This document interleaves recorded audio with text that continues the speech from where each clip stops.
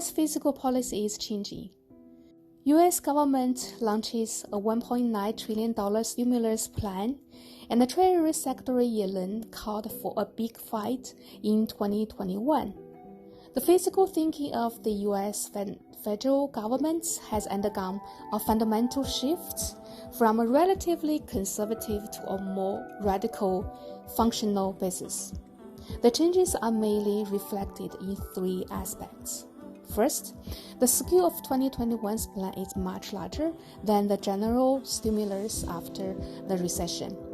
Estimates shows that the relative size of 2021's plan is 6 times than that of 2009 stimulus plan.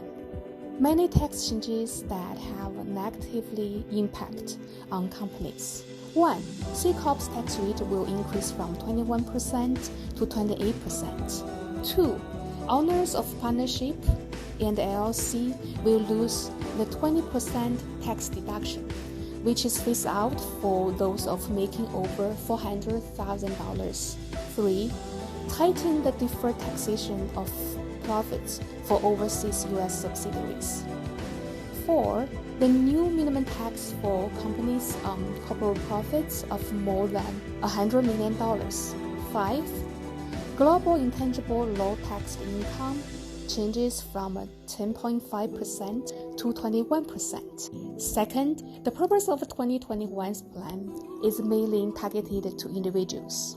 There is an obvious intention to regulate income distribution through fiscal revenue.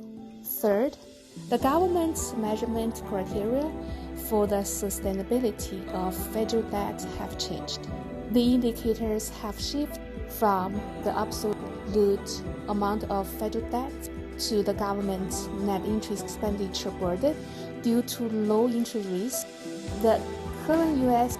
federal interest expenditure per GDP ratio is less than 2%, which is lower than the fiscal balance in the 1990s.